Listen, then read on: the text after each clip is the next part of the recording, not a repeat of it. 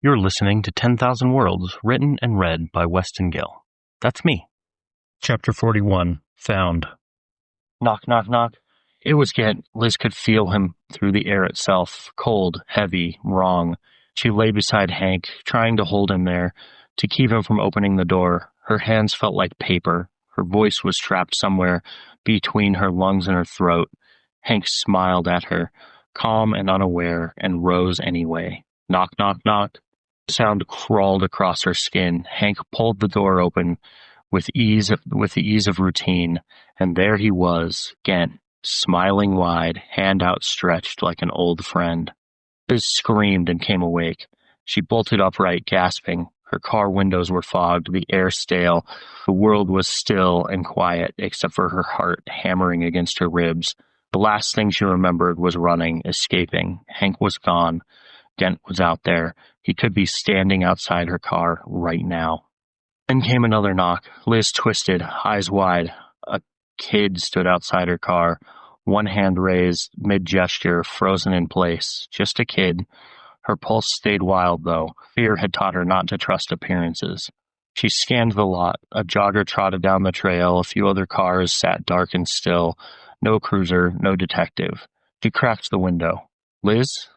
a boy said. Her hand tightened on the keys. She didn't know him. His face meant nothing. This he hurried to explain. "I'm Jake," he said softly. "You don't know me.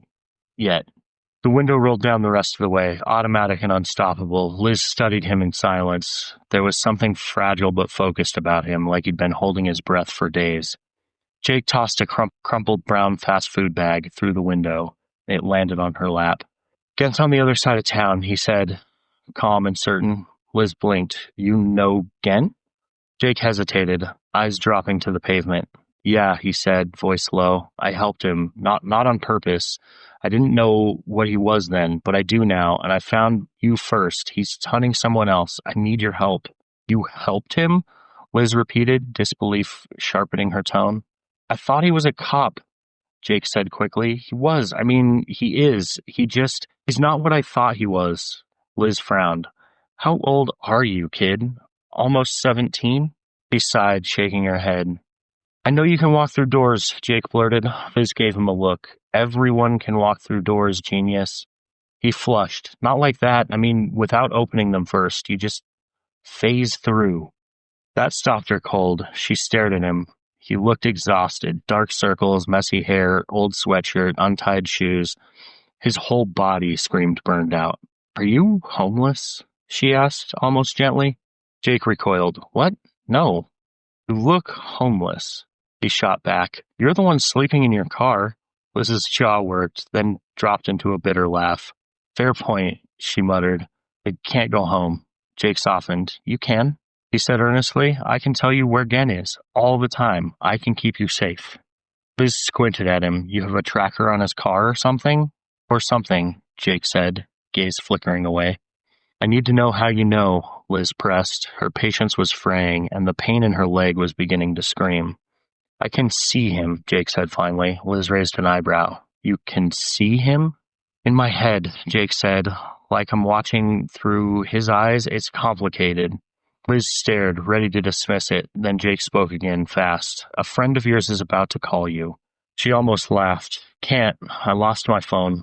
"It's under your seat," Jake said, just before her ringtone pierced the air. "It's Morgan. She's with Nina? They're okay."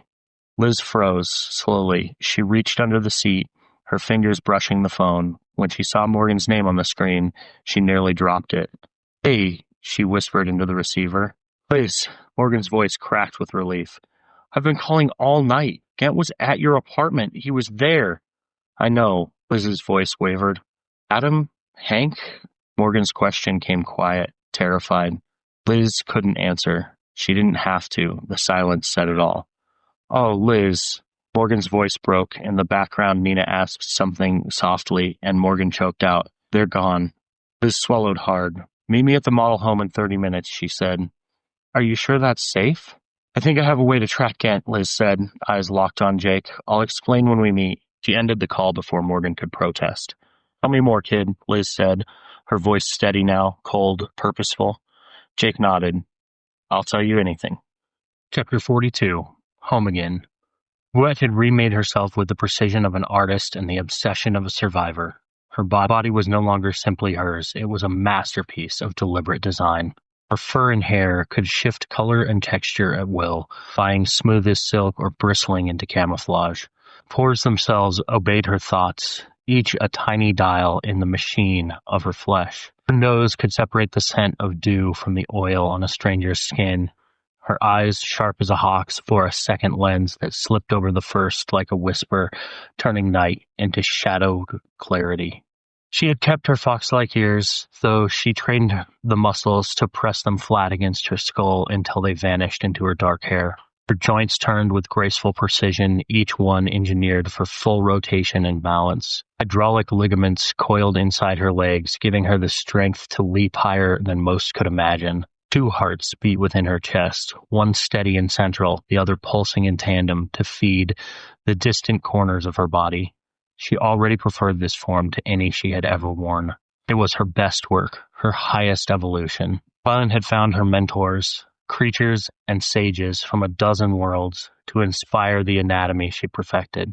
Weeks blurred into months of focused refinement, until she could pass for human with deceptive ease. At a glance, or even at a handshake, she might seem merely petite, athletic, or ordinary, but beneath that illusion was an apex predator built by genius and grief. If she wasn't sculpting flesh, Vouette studied his work. Ryland's preparations for Earth were staggering.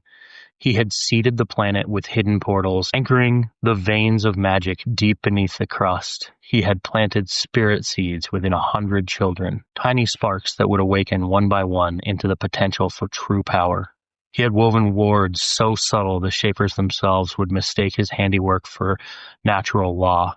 He even mapped their likely strongholds, names, ranks, temperaments, power sets, every weakness cataloged with obsessive care. Vouette devoured every detail, every name, every world, and when the last of the lessons were done, when the final tests of her body and mind were complete, she still found herself hesitating. "I'm not ready," she confessed quietly. "You're ready," Ryland replied. His voice was gentle but unyielding. "It feels like I'm leaving forever." The words cracked in her throat, 2 hearts aching in harmony. Ryland frowned, uncertain whether to comfort or argue. "Why, you can come and go as you please." "There's enough on Earth to fill a lifetime," Vouette said softly, her gaze lowering to the polished floor. "And I think, once I'm there, it'll just become another home, just like Sanctuary." "Will," Ryland agreed. "Homes tend to do that." "I've never given so much of myself to something I know isn't mine," she said, tears slipping down her cheeks, warm and quiet. "I think that's good for us," Ryland said, placing a hand on her shoulder. "I've always been compassionate, but learning to love Earth has demanded something deeper. It changed me." Vouette smiled faintly, her eyes wet but steady. "You'll finish the shield?" Ryland nodded. "You know I will." "And you'll miss me?" He turned, just in time to see her vanish, her body dissolving into shimmer and light as she crossed the veil between worlds. The air hummed where she had been, still warm from her presence. Ryland stood alone in the echo of her departure. "Of course I will," he murmured to the empty room. Chapter 43. Just a Kid. Jake waited outside, the chill morning pressing through his sweatshirt as the muffled argument raged inside. He tried to help, but Liz had ushered him out after Morgan's voice started to rise. He hated it, hated standing there like a stray. He leaned against the wall and closed his eyes, extending his awareness into the room. He watched. "He's a child," Morgan snapped, her anger cutting through the air like glass. "He's an adept," Liz shot back, tired and sharp. "Liz, he's 12, Nina said, voice flat with disbelief. "He's 17, Liz corrected. "Almost 17, Jake muttered under his breath, though none of them could hear him.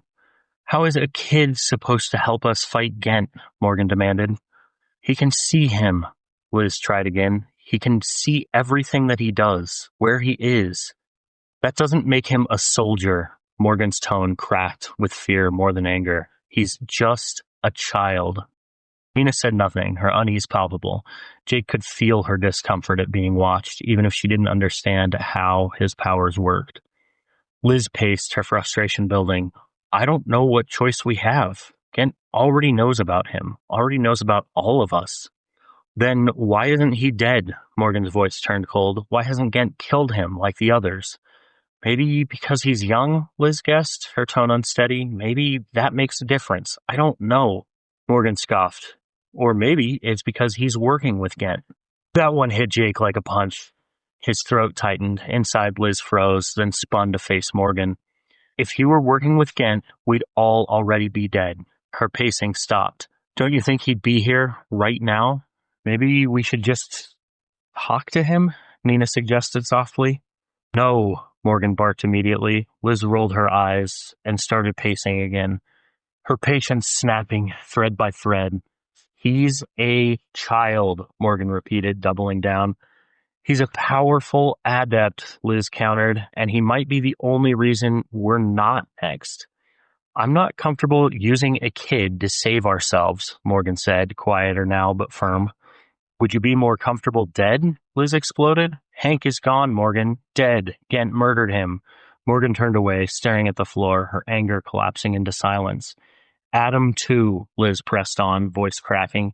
You think this is about comfort? Ghent's coming for us, and we can't stop him. Jake's hand tightened on the door handle. He wanted to go in, to say something, anything that would make it better. But something stopped him, freezing him in place. That kid gives us a chance, Liz continued. Maybe not to fight back, but to survive. That's all we've got left. Jake stepped back as Liz came storming towards the door. Liz, you're a real bitch sometimes, you know that? Morgan's voice cracked with venom. Jake saw Nina flinch, tears welling in her eyes. Liz froze mid-step, turning to stare at Morgan. Fury and grief twisted together. Her mouth opened, but nothing came out. You heard me, Morgan said, stepping forward. You got your boyfriend killed, and now you're dragging a child into this. What's next, Liz? Fuck you, Morgan, Liz hissed. I hope Ghent finds you next. She wrenched the door open, finding Jake, forcing an awkward grin. Liz stopped just long enough to glare back one last time, then turned and stalked towards the car. Jake followed silently, his stomach heavy with dread. Inside, he split his focus, one part watching Liz's trembling hands on the steering wheel, the other lingering with Nina and Morgan. Nina's tears spilled freely now. Morgan? She started, voice small and broken. Oh, what, you too? Morgan barked, face red and trembling. Go ahead, follow her. Maybe Ghent can get all of you at once. Jake saw Nina hesitate, her fear battling her guilt. Then she turned and walked out the door, crying quietly. Outside she paused, staring at Liz's car like it was her last and least palatable option.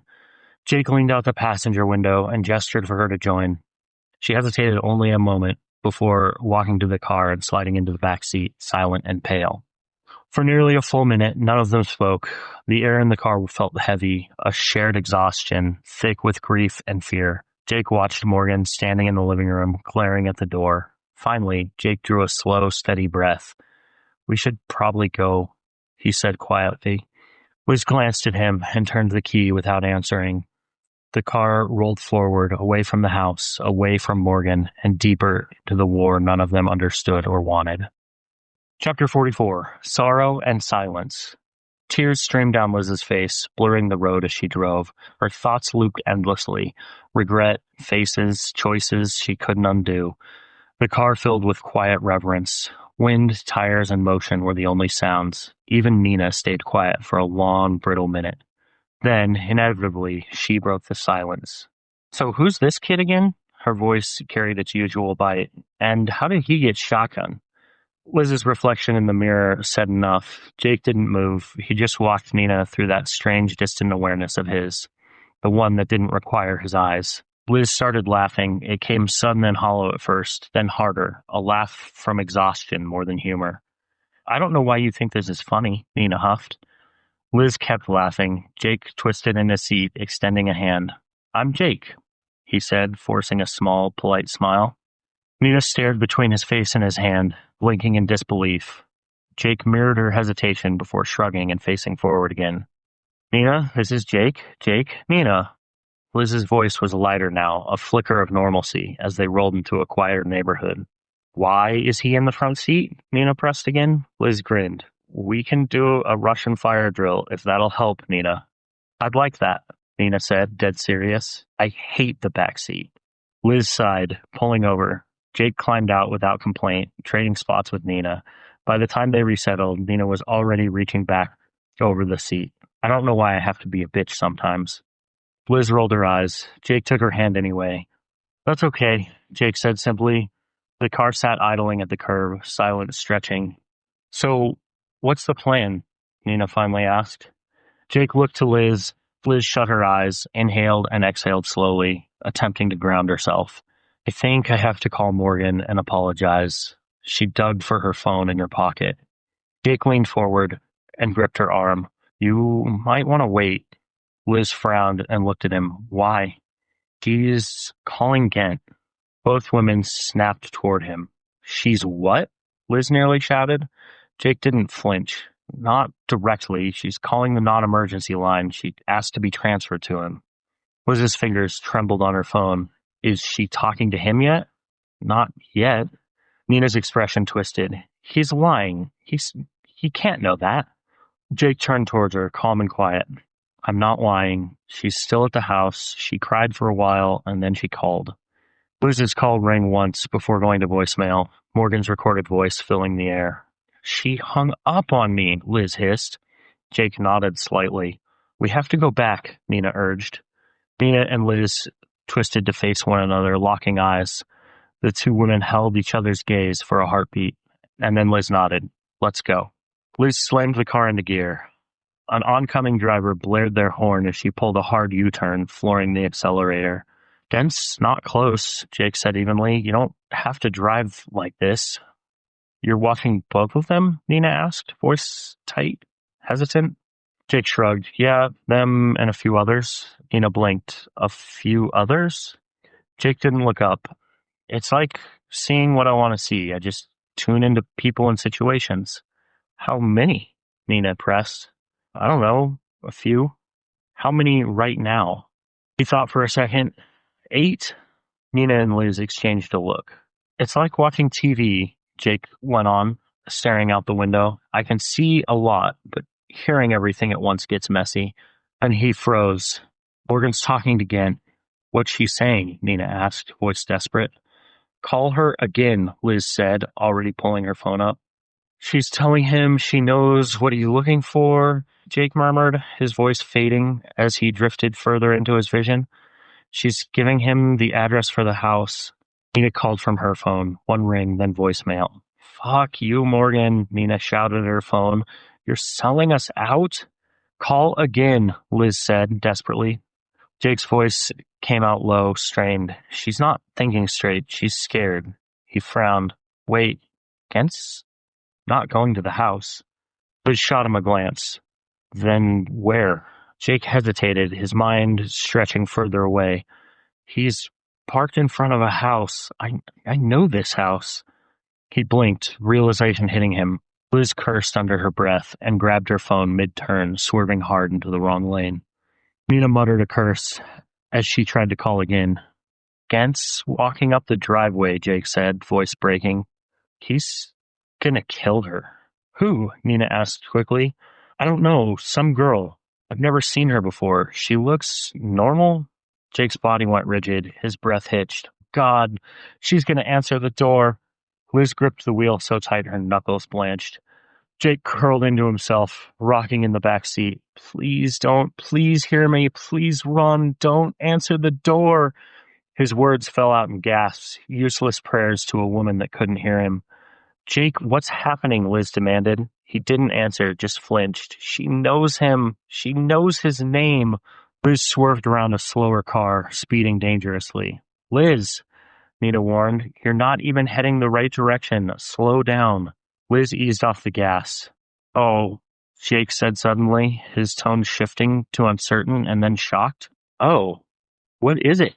She told him to forget about her and Aaron and leave them alone? Jake blinked rapidly, confused. He's just leaving. But he smiled first. That horrible smile. He looked up through the rearview mirror, haunted. Jake shook his head, helpless. I know who it is, Liz said. Chapter 45. Monsters. His feet slapped through the cold water of a narrow stream as he ducked under low branches and tore through thick brush. The vines clawed at his arms and the air stank of mud and fear. He tried not to touch anything he didn't have to. The stream was shallow, barely knee-deep, but it was his only hope of masking his scent. Sweat dripped into his eyes, every muscle burned. He'd run ultra-marathons before, grueling, punishing races with crew support, hydration, and cheering crowds, but this was different. This was silence, wilderness, and something chasing him through both. I don't believe in monsters, he whispered to himself. He vaulted over a fallen log, crawled under another, and scrambled up an embankment where the undergrowth turned too thick to pass. Mud caked his legs. Blood streaked his arms, and still he knew he was moving too slowly. The thing behind him was closing in. Fucking cryptids, he muttered. Ahead, the stream would widen into a shallow pool, barely deep enough to submerge, but it was all he had. He dropped to his knees and slid into the water until only his nose and eyes broke the surface. The cold stabbed through his skin, but he forced himself to be still. He could feel everything. The forest wasn't silent to him, not really. Each living thing existed as a faint light on a map inside of his mind. The pulse of frogs beneath the mud, the heartbeat of the small mammals darting away, the flutter of birds taking flight. All of them shared his fear. All of them fled from the predator that stalked him. He held his breath, watching the faint shimmer of moonlight ripple across the pool. He thought about how close he'd been to finishing his through hike. 20 days left or so of the Appalachian Trail. 2 miles a day, strong legs, good gear. A dream, nearly done. Now, none of that mattered. He was terrified deep in his bones. Tears stung his eyes as he gripped the mud and whispered, "Please don't find me." A voice answered anyway. "Gods, but you're a challenge to catch." The figure that stepped into view was a woman, or something close enough to pass. She looked young, her form framed by moonlight, but her presence was wrong. The air bent around her. Every part of him that could see and sense life screamed that she wasn't human. "Are you going to crawl out of there?" she asked, "or should I pull you out myself?" The voice was too sweet, too careful, practiced, like someone imitating kindness. Vince rose slowly, dripping and shivering. He lifted his hands in surrender. "What are you?" "I'm Vouet," she said simply, smiling as if it meant something. "I'm from another world."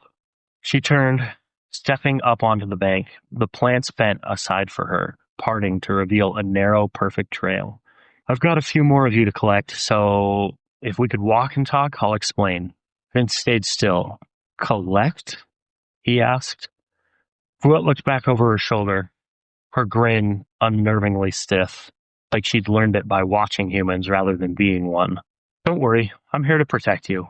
"Protect me?" he echoed. "Of course. Now come on, we've got a long way to go." She stepped into the trees calmly. Vince's skin prickled with goose flesh. He took a slow breath and followed, just close enough to grab her if she attacked, though he doubted strength would matter against something like her. "Gods, you're frightened," Fouet said without looking back. "Don't be. You didn't think you were the only one like you, did you?" That stopped him cold. "I don't know what I am," Vince said quietly, "and I'm not sure I want to." Fouet's smile softened. "Curiosity is braver than denial." She moved on gracefully and unhindered. "Walk with me, and I'll tell you everything you need to know." He hesitated, then followed. The plants moved as she passed, rearranging themselves into a path that hadn't existed moments ago. "What are you?" Vince asked.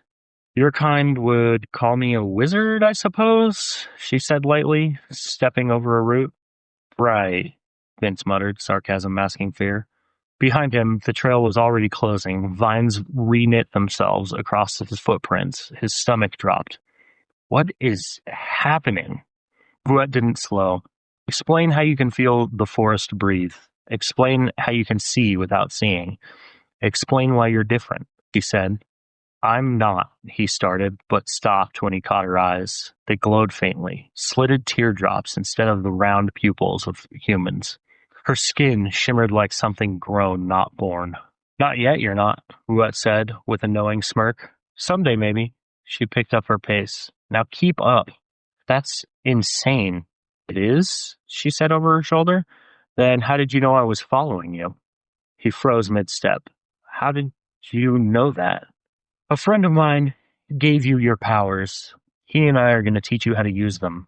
Towering tree whose trunk was hollowed through the middle with a shadowed tunnel. Sweat brushed her fingers along the bark, and the air shimmered like a heat mirage. She smirked and stepped through. Vince hesitated, and then followed. For an instant, he felt his stomach twist, and his vision stretched, twisted. When he stumbled out the other side, the forest had changed. New air, new smells, a whole new geography. The hole was gone. Behind him stood solid bark where the passage had been. Come on, Vouet called. We're in a hurry. Vince looked around. The vegetation was thinner here, the trail more defined. Where are we? West, Vouet said, as if she'd guessed. A day's walk or so from where we started, give or take. How? Magic? She said simply. He circled the trunk, half expecting to see the same illusion, but the tree was full and solid all the way around. Are you a fairy or something? He asked, voice trembling despite himself. Vouet laughed, bright, musical, and alien. It was all the answer that Vince needed. Chapter 46. Confrontations. Liz's tires screamed against the asphalt as she pulled into the cul-de-sac, the car barely stopping before she flung the door open. The engine was still running when she sprinted towards the model home's front door. Nina twisted the keys from the ignition and followed, her heart pounding. Jake climbed out last, his pace calm and steady, a strange contrast to the storm breaking ahead of him. Didn't bother with the handle. She phased straight through the front door and shouted, I can't believe you'd call Ghent. Her voice tore through the living room like a weapon. It's unforgivable, Morgan. You've betrayed us. Morgan froze, her phone in her trembling hands. Shame and fear battled across her face. You're going to get us killed, Liz continued, jabbing her finger into the woman's chest. Not just us, yourself too. Liz, I'm sorry, Morgan stammered, her voice breaking under the weight of it. Nina burst through the door. Liz, we don't have time for this. We need to go. Right now. Liz didn't hear her. Her anger was a tidal wave. You called that monster, and you invited him here. Do you understand what you did? Morgan's words barely escaped her throat. I thought I could. Tears streamed down her cheeks. We're leaving, Liz said, grabbing Morgan's wrist. And you're coming with us, because that's what friendship means, Morgan. It means not leaving people behind, not betraying them. Nina stepped aside as Liz hauled Morgan towards the door. On her way out, Nina snatched Morgan's phone and threw it on the floor, the crack of plastic echoing through the hall. Friends don't sell each other out to monsters, Liz shouted, still dragging Morgan towards the car. Jake stood back, holding the door open for them as they passed. Morgan avoided his eyes, her shame too heavy to meet anyone's gaze.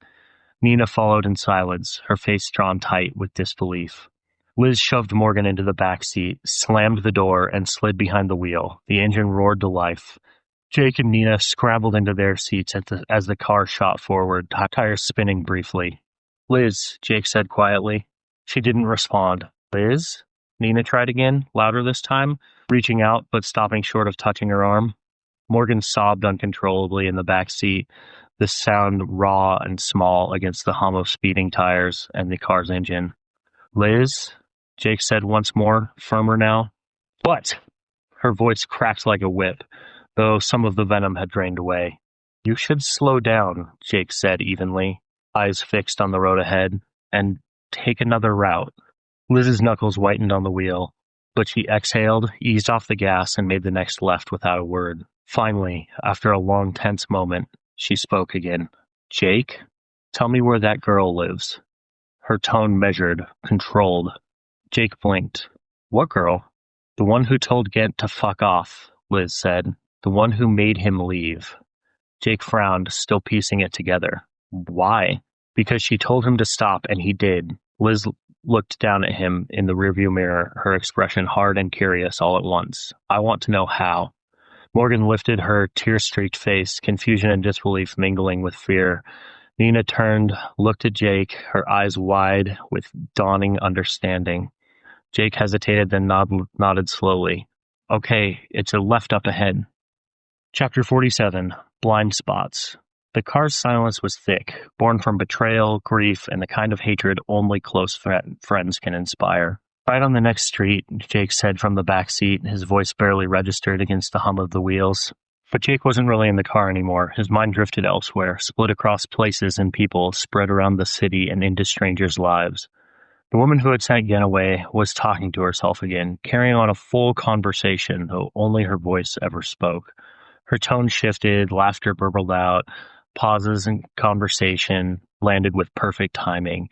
It wasn't ranting. She believed someone was listening. Jake didn't know whether to be fascinated or terrified.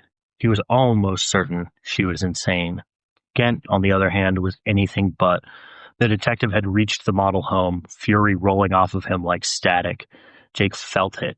Man paced through the empty house, his boots slamming against the tile and wood.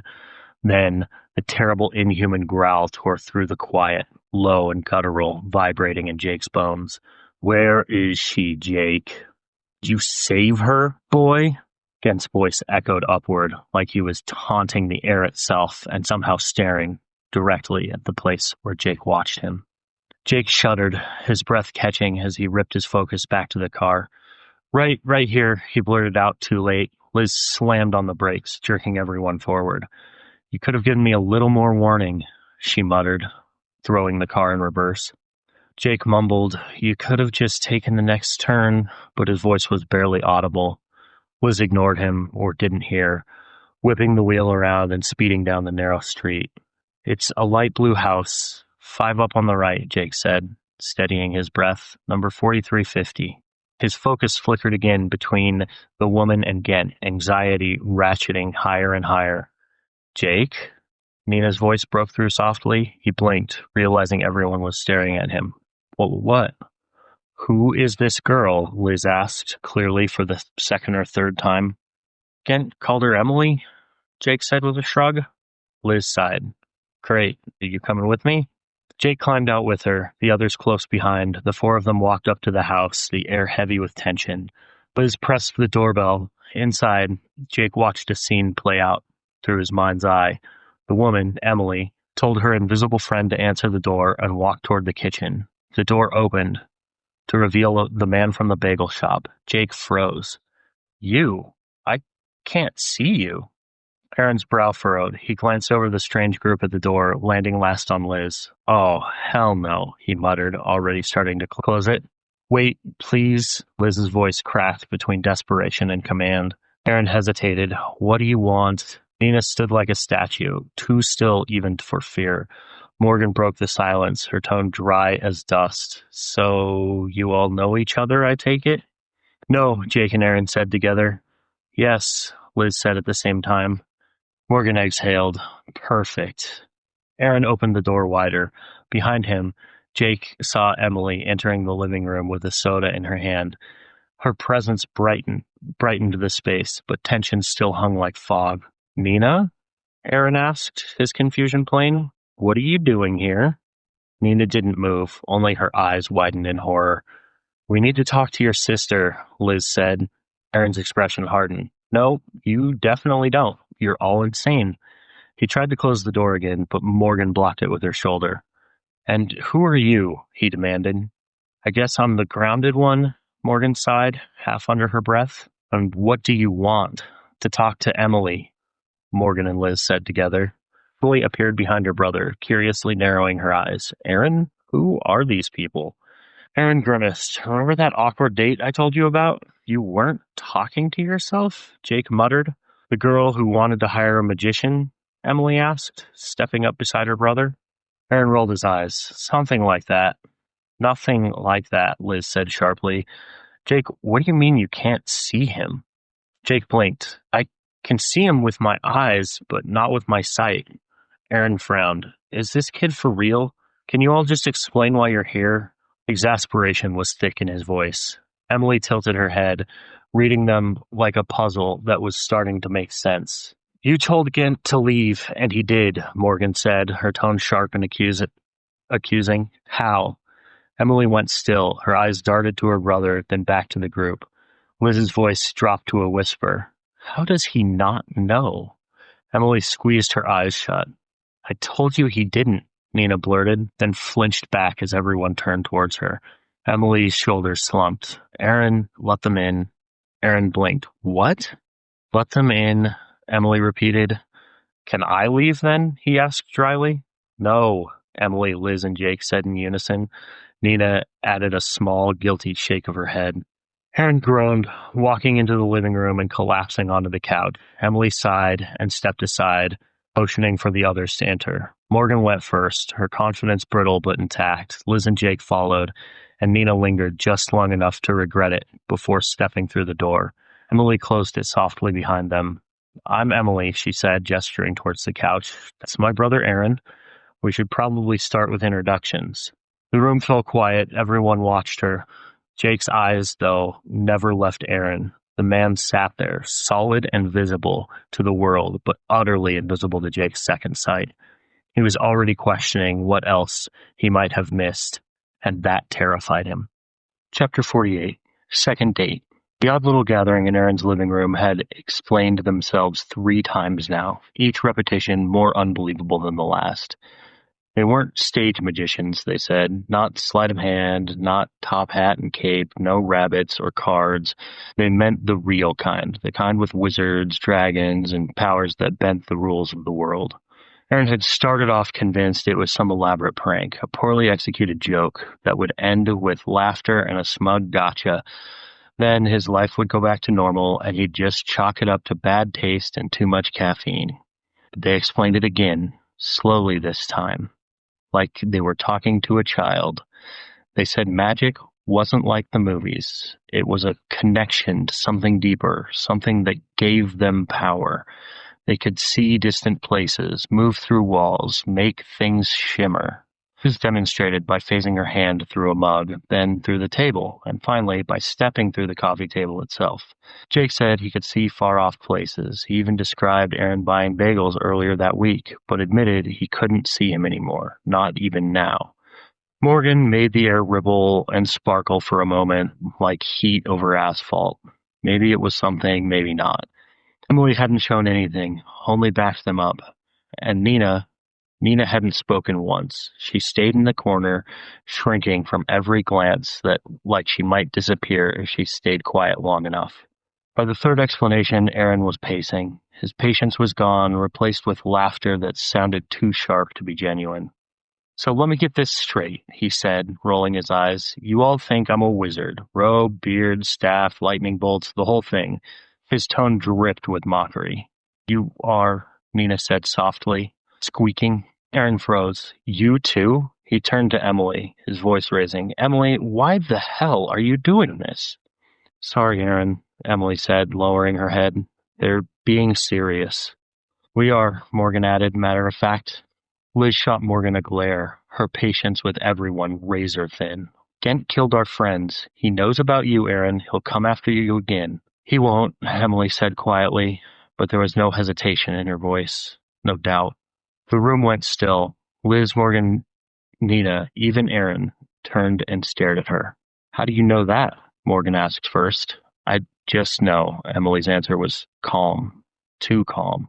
Jake's gaze locked on her. He could feel something in the way she spoke, like a pulse of intent he couldn't name. Care to explain that to the rest of us? Liz pressed.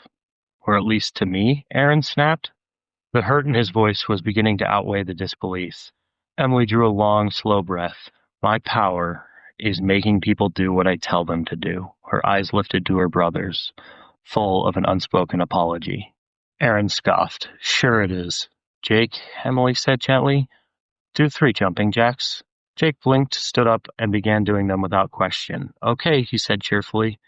Aaron shook his head, throwing his hands up. That doesn't prove anything. You've got him in on this too. You all need to stop. This prank isn't funny. It hasn't ever been funny. This is my fault, Emily whispered. The words landed like a thunderclap. Everyone in the room turned towards her. Jake with confusion, Liz with curiosity, Morgan with disbelief. Aaron's anger cracked through his restraint. What do you mean, your fault? Emily met his eyes, tears welling. I told you not to know. Not to believe. Her words tumbled out faster and faster. I didn't understand what we could do back then. We were children. I told you not to believe it, and you listened. Aaron's breath hitched. When?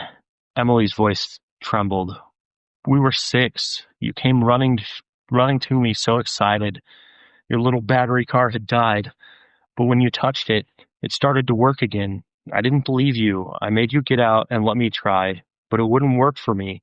Then you got back in, and it was like it came alive, supercharged. I was jealous. Her voice cracked, and she covered her face with her hands. I told you it was impossible. I told you that you didn't have powers. I told you it was your imagination. A sob broke through. Aaron stood frozen, his face twisting between anger, disbelief, and something worse. He wanted to shout. He wanted to deny it, but the memory fit. It slotted into place like a missing puzzle piece he'd been trying not to see his entire life. I'm so sorry, Aaron, Emily whispered. You have to believe me. Believe us. His head pounded. The world felt too small. Forget what I said back then, Emily pleaded. Listen to us now. Take a breath. Believe what we're telling you. Aaron stared at her for a long, quiet moment, his breathing ragged. Then he inhaled slowly, eyes flickering around the room, at Liz, at Jake, at Morgan, at Nina, and finally back to his sister. I believe you, he said calmly. The room fell utterly silent. Liz and Morgan exchanged horrified glances. Jake's brow furrowed as he studied Aaron's expression. Nina blinked rapidly, unsure what had just shifted in the air. Emily slumped, drained. I don't know if that will work, she admitted. Why not? Morgan asked softly. Because I told him once that he was immune to it, Emily said through sniffles. I told him I couldn't control him, and ever since then, trying to takes everything I have. It's like running until your lungs burn. Liz stepped forward carefully, her tone gentler now. Aaron? Yes, Aaron answered. Do you really believe us? Aaron met her gaze. His eyes were red and tired, his voice flat. I don't know. Chapter 49, Stranger and Stranger. Vouette had begun this mission with obligation in her heart, another of Ryland's errands, another burden in a long chain of them. But somewhere in the past weeks, something shifted. As she gathered the humans he had seeded across Earth, she began to feel something she hadn't in decades. Awe. The children from Earth were raw power incarnate, frightened, untrained, unstable, yet each wielded magic like a newborn god. Vouette, one of Sanctuary's most gifted Tor, who had trained beside Ryland and studied under masters from 10,000 worlds, found herself humbled. These fragile creatures, barely aware of what they were, could eclipse even her. It was horrifying. She'd started, as all Tor did, coaxing the smallest sparks of essence, learning control through endless study and failure. Years had passed before she could move essence like a river instead of a trickle. And these children, these infants, were shaping the world with no more effort than a breath. What have you done, Ryland? She whispered to the wind. Even in Sanctuary, stories of such prodigies were myths, tales of heroes who burned too bright and vanished, leaving nothing but ruins behind. But this was real. She could see it. If the Shapers ever found these children, they would fight wars over them. They would dissect, train, and consume every secret they possessed. And Vouette couldn't say, with certainty, that she herself wouldn't be tempted to do the same. Training them would teach her more than years of solitary study ever could. The thought filled her with an excitement she wasn't proud of. She had already gathered a dozen of Ryland's seeds, the chosen humans, destined for awakening, and sent them to Sanctuary. 23 remained, clustered in a single valley city. It pulsed with energy, the very air thick with essence. Vouette could see the currents of power bending around it, glowing with a brightness that the Shapers should have noticed by now. That was what unsettled her most. They should have come. They should already be here. But the Shapers were patient hunters. Perhaps they were already here, waiting in the shadows, testing the field before striking. Vouette's doubts, once whispered, had become screams. When she finished this mission, she would demand Ryland's answers, or tear them from him. For now, she stood on the ridge above the city, the valley below lit in a tapestry of glowing street lamps and neon. She saw raw water magic tracing the river below. The air essence danced like mist around her. The life power of trees spilling across the valley floor, and beneath all of it, burning white hot, 23 young minds reaching into the world with reckless brilliance. Toddlers, strapped with bombs instead of toys. One in particular pulled at her senses, a radiant knot of potential, vast as an ocean, and just as untamed. It sat among a cluster of others, pulsing like a heartbeat ready to rupture. She should have been cautious. She should have observed first. But she was done following invisible strings. She would finish Ryland's work and perhaps begin her own. Bouette sprinted through the city, moving fast. Her body, sculpted and perfected, propelled her across rooftops and alleys with feral grace. The closer she came, the stronger the web of emotions became. Fear, anger, grief, defiance, a storm of energy held together by fragile trust. Circling the house, she paused. The air was wrong. There, faint but familiar, the scent of foreign magic. Not Earth's, not the children's. Carefully woven essence, delicate as silk and twice as deadly. A shaper trap. Bouette smiled. You underestimate them, she said under her breath. Before stepping forward, she sent Ryland a pulse through their link, an emergency alert. He would know. The Shapers had found his seeds. He might even intervene, though that was no concern of hers. Her mission was clear. Get the children out before the web closed, before the Shapers collected what they'd come for. She took one long, steady breath. Then she opened the back patio door, unlocked, unguarded, and stepped inside. Bouette smiled at the powerful children gathered before her. Hello, she said. You've all been very busy. Chapter 50. Sent away. Jake's sight failed him for the second time that day. He'd been watching the house from every angle, every window, every door, every shadow. Nothing could have surprised him. Then the back door slid open, and something stepped inside. The figure ducked through the frame, fur shimmering in the low light, like oil over water. For a heartbeat, Jake's mind refused to make sense of her shape. Limbs too long, movements too smooth, face almost human. His chair scraped back with a shriek as he stumbled away, heart hammering in his throat. The stranger spoke soft, musical, but the sound was drowned beneath the thunder of his pulse. Who the hell are you? Morgan spat, voice brittle with fear. I am Bouette, the woman said, inclining her head. Master Tor, I've come to see you trained and ready for the future. The silence that followed was suffocating. Everyone stared at everyone else, searching for a cue on how to react. Jake couldn't stop staring at her. Every eye of his mind turned towards her. There was nothing, no aura, no signature, no shape at all. She was invisible to him. That terrified him more than anything else. He blinked and saw through the illusion. Her skin was hair laid flat in microscopic patterns. Her teeth were long, predatory, too white. Her eyes were liquid amber with slit pupils like, You're not human, he whispered. Bouette smiled. No, I'm not. What are you then? Jake demanded. Something you have no word for. I'm built from 100 species, from 100 different worlds. Aaron let out a broken laugh. What the fuck is that supposed to mean? This day cannot get any weirder. Nina stepped forward, fury lighting her face. Where the hell have you been? She screamed. Our friends are dead. Ghent killed them, and you show up now? Bouette didn't flinch. Sorry about your friends, she said softly. Tell me about this Ghent. Her voice was low and smooth as water over stone, cut straight through Jake's fear. For a moment, he almost wanted to trust her. Her presence pressed on the room like warmth. Wrapping around them, everyone seemed calmer, almost protective. Jake's stomach twisted. No, you're not helpless, he said aloud, his voice shaking. You're dangerous. Bouette's smile sharpened, predatory. Ghent's grin flashed on her face, and Jake's heart lurched. She's dangerous, he shouted. Don't let her get any closer. But tilted her head, studying him as if he was an interesting insect. You're brave, she said simply, and took another step.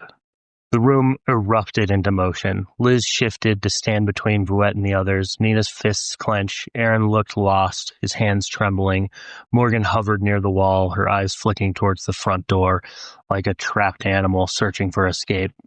Emily alone didn't move. She just watched, understanding dawning in her eyes. You're all dangerous too, you know, Vuette said. You just don't understand it yet. Jake saw her coiled muscles, small but impossibly dense, and realized she could likely kill them all before anyone could do anything. Emily tried to speak, but Vuette blurred, moving fast. In an instant, Vuette was behind her, one arm coiled around her neck, the other covering her mouth. Sorry, Vuette murmured, but I know what you can do, and I can't risk you saying the wrong thing. The others froze, then Aaron laughed. Vuette's free hand flicked, and a sphere of shifting light struck Aaron in the chest. He vanished. Gone. No sound, no light, no trace. Oh my God, Morgan screamed. Vuette turned to face them calmly. He's alive.